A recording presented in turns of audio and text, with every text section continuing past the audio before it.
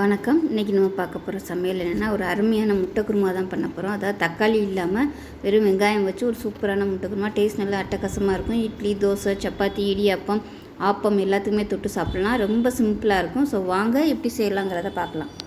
முட்டை குருமாவுக்கு ஒரு masala paste ready பண்ணிக்கலாம். அதில் ஒரு பெரிய சைஸில் ஒரு வெங்காயம் எடுத்திருக்கேன். மீடியம் சைஸாக அதாவது சின்னதாக இருந்துச்சுன்னா 2 எடுத்துக்கோங்க. நான் பெருசாக இருந்ததுனால 1 எடுத்திருக்கேன்.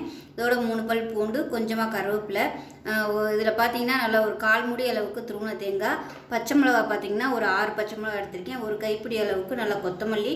இது எல்லாத்தையுமே நல்லா நைஸாக அரைச்சிக்கலாம். இதில் பார்த்தீங்கன்னா ஒரு 5 முந்திரி பருப்பு சேர்த்துக்கலாம். சொல்ல மறந்துட்டேன். கொஞ்சமாக தண்ணி ஊற்றிட்டேன். நல்லா நைஸாக அரைச்சிட்டு பார்க்கலாம். இப்போ நமக்கு பேஸ்ட் ரெடி ஆயிடுச்சு. இந்த அளவுக்கு நல்லா நைஸாக அரைச்சிக்கணும். இப்போ ஒரு கடாயை எடுத்துக்கலாம். இதில் தேவையான அளவுக்கு எண்ணெய் சேர்த்துக்கலாம்.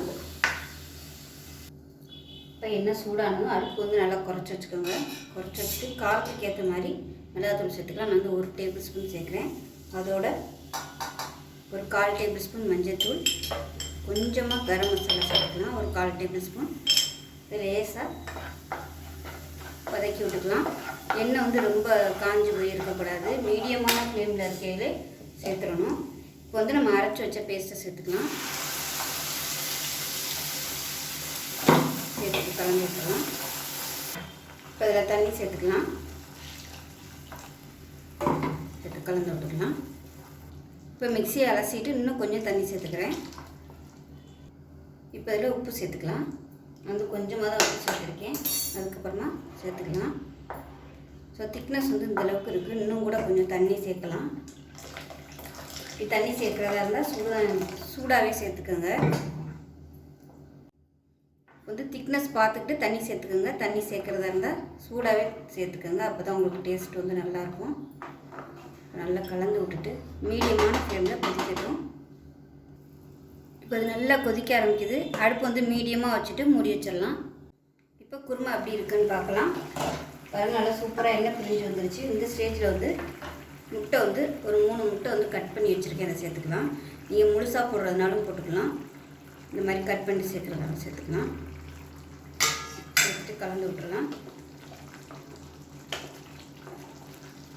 அப்பப்போ கிளறி விட்டுகிட்டே இருக்கணும். இல்லைன்னா அடியில் போய் அப்படியே செட்டில் ஆயிடும்.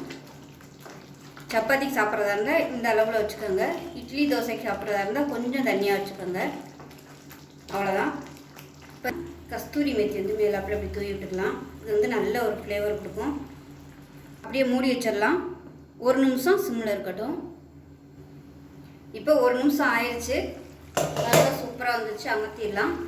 அவ்வளோதான். அருமையான ஒரு ஆனியன் குருமா ரெடி ஆயிடுச்சு. முட்டை குருமா, ஆனியன் முட்டை குருமா. டேஸ்ட் நல்லா பக்காவாக இருக்கும். நீங்கள் இட்லி, தோசைக்கு சாப்பிட்றதா இருந்தால் கஸ்தூரி மேத்தி போட வேணாம். சப்பாத்திக்கு தொட்டு சாப்பிட்றதா இருந்தால் அதை சேர்த்திங்கன்னா உங்களுக்கு நல்லாயிருக்கும். அவ்வளோதான். ஸோ சூப்பராக ரெடி ஆகிடுச்சு பாருங்கள். இதே மாதிரியே செஞ்சு பாருங்கள். செஞ்சு பார்த்துட்டு எப்படி வந்துச்சுங்கிறத சொல்லுங்கள். வீடியோ பிடிச்சிச்சின்னா லைக் பண்ணுங்கள், கமெண்ட் பண்ணுங்கள், சேனலை சப்ஸ்கிரைப் பண்ணுங்கள், பக்கத்தில் பெல் பட்டனையும் ப்ரெஸ் பண்ணுங்கள். நன்றி.